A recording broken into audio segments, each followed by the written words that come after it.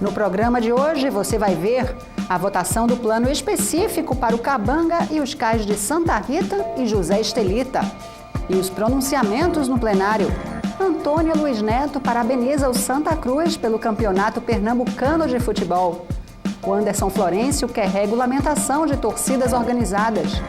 E Michele Collins lembra os 25 anos do Estatuto da Criança e do Adolescente.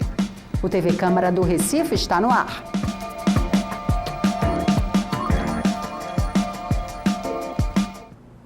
Olá, começa agora mais um TV Câmara do Recife Online. E os vereadores aprovaram ontem o plano específico para o Cabanga e os cais de Santa Rita e José Estelita. A votação foi marcada pela presença nas galerias de manifestantes contra o projeto. Manifestantes contrários ao projeto de lei do Executivo vieram acompanhar a votação. O projeto define normas para uso e ocupação do solo do cais de Santa Rita, cais José Estelita e Cabanga. A matéria foi fruto de vários debates em comissões e audiências públicas na Câmara do Recife. Mas antes da votação em plenário, os vereadores se revezaram para discutir a matéria. Nós fizemos audiência pública por diversas vezes. Nós discutimos nas comissões, os pareceres estão em prática, então não há motivo de se prorrogar por mais 24 horas, quando nada vai mudar. Por toda essa tramitação correta que foi feita, por toda essa tramitação correta, por ter tido as audiências, por ter tido todos os cronogramas realizados, por que não antecipar e não botar amanhã, que seria mais um cronograma a realizar dentro da pauta normal da Câmara? Por que não seguir esse cronograma e não botar amanhã, dentro do cronograma que é realizado, ao invés de colocar em esta pauta? Como líder da bancada do Partido dos Trabalhadores, peço a Vossa Excelência que ouça os vereadores, Isabela, o vereador Jário, e tente adiar essa votação para amanhã, até para que a população incorpore que esta casa vai votar um projeto tão importante, como Vossa Excelência colocou aí. Um projeto que foi discutido em audiências públicas, mas que precisa ser expandido para toda a sociedade recifense. Então, eu peço a Vossa Excelência que Vossa Excelência é um homem democrático, é um companheiro socialista do Partido Socialista, que entenda o nosso papel aqui de vir a essa parte, pedir a Vossa Excelência para adiar essa votação. Quando eu vim para essa sessão, eu sabia que nós iríamos aqui aprovar um título de cidadão do Recife e um projeto do vereador Anderson Florencio. E o vereador também, Almir Fernando. Não vir para essa sessão para aprovação ou rejeição de uma lei que é muito importante para a cidade. Eu acredito que democracia não é apenas se trata da nosso preparo para enfrentar a tribuna e votar, mas eu acredito que a população ela precisa saber o que é que o poder vai votar, porque ela pode se manifestar contra. É legítimo se manifestar contra, é legítimo. A prefeitura, o prefeito tem ampla maioria nessa casa. A matéria será aprovada de acordo se for a intenção do prefeito, já que o projeto é do executivo, de uma forma ou de outra. Mas é um assinte à democracia o que nós vamos fazer hoje, se nós votarmos esse projeto de lei do executivo sem oportunizar tanto aos vereadores quanto à sociedade o devido preparo para o enfrentamento da matéria. Por isso eu faço um apelo a Vossa Excelência para que a gente não vote hoje. Não estou aqui, em nome do PSDB, não estou antecipando. E também lamento os excessos. Acredito que a gente tem que desenvolver aqui um ambiente propício à democracia. Um ambiente propício à democracia é nós discutirmos da tribuna com a participação popular. Contra ou a favor ao projeto? Esse projeto já correu todos os prazos para tentar ouvir a sociedade, discutir e analisar, e tudo foi feito. O que democraticamente será feito, vereadora, é a discussão com a maioria. Esse é o processo democrático. Se essa casa derrotar o projeto, eu acato a discussão. O vereador Jurandir Liberal, que é presidente da Comissão de Meio Ambiente, explicou todo o trabalho desenvolvido para a emissão do parecer da comissão. Do ponto de vista técnico, vereador Antônio Luiz Neto, restritamente técnico, analisamos e verificamos, primeiro, que havia uma alteração no que tange ao coeficiente de construção do plano diretor relativo àquela área para o novo projeto. O plano diretor definia coeficiente 3. No projeto tem uma área que define coeficiente 4. Por esta razão, nós apresentamos a emenda que seria o coeficiente 3.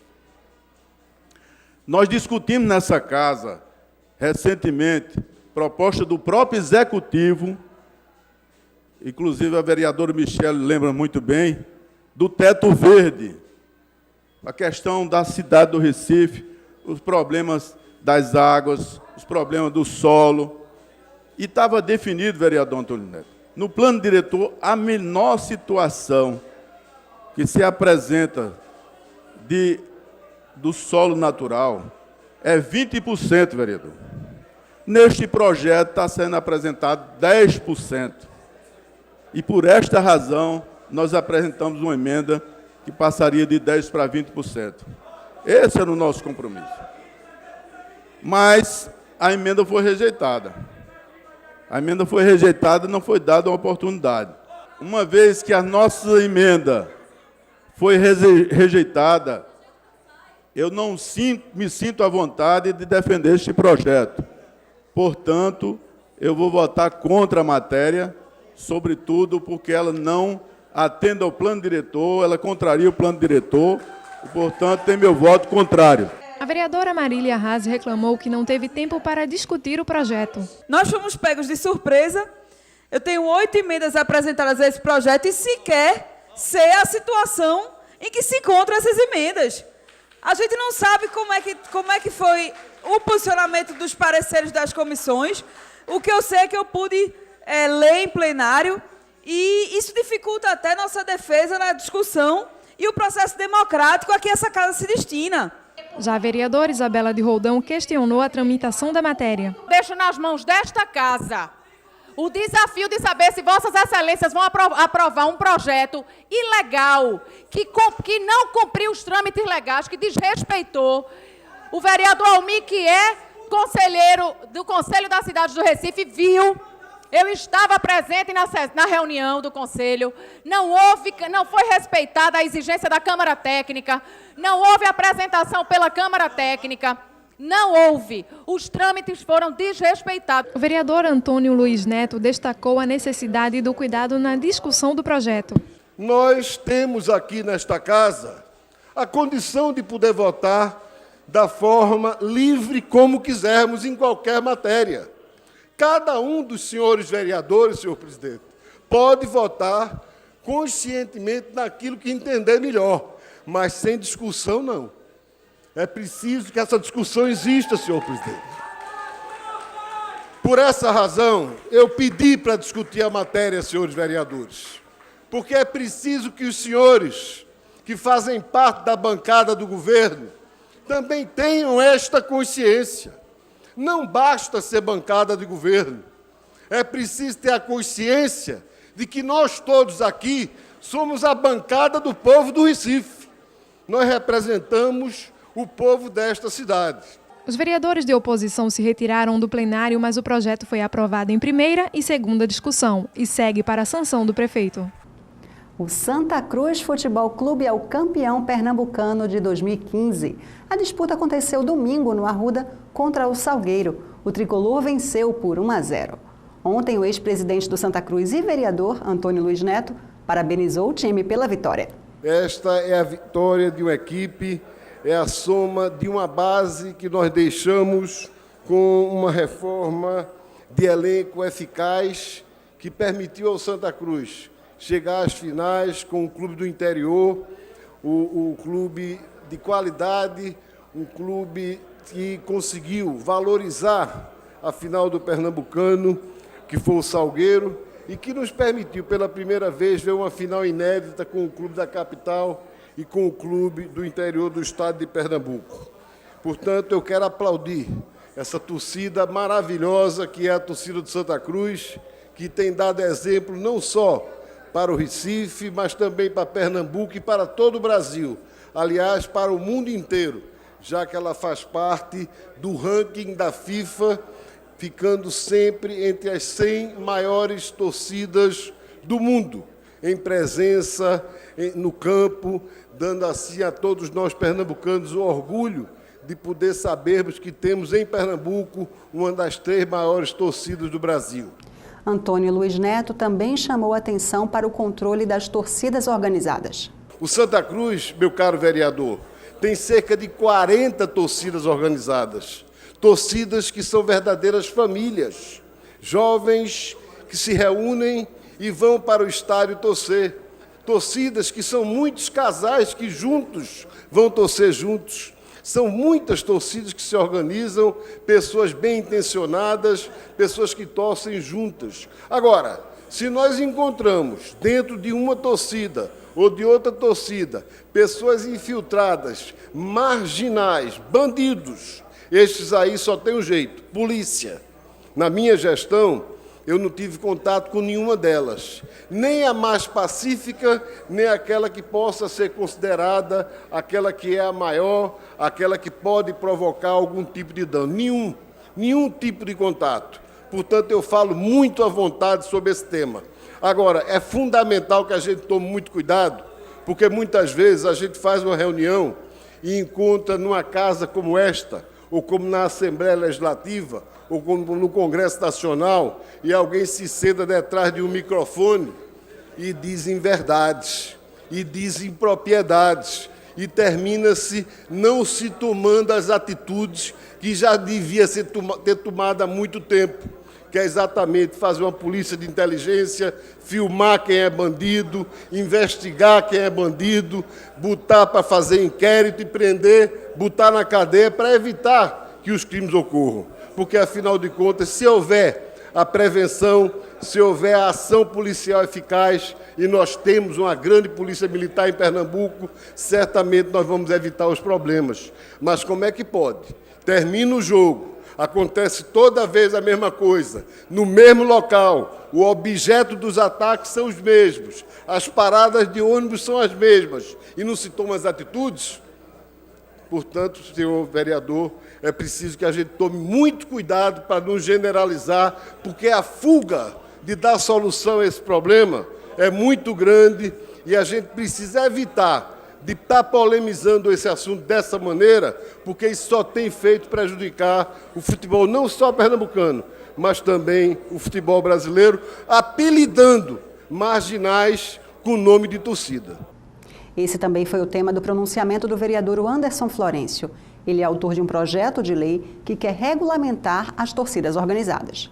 Apresentamos um projeto de lei que determina a regulamentação para que elas possam existir.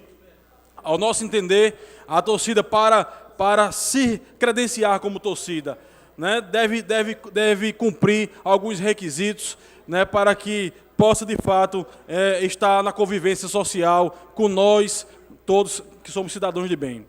O que não podemos é, toda segunda-feira, após um jogo de futebol, observar a cidade sendo depredada, como foi no último domingo, não só os ônibus, mas também paradas de ônibus, automóveis que ficam estacionados nas ruas, lojas que têm que fechar, ou no outro dia amanhecem quebradas, cidadãos e cidadãs que passam por momentos de sufoco quando tem a entrada ou a saída de um jogo de futebol.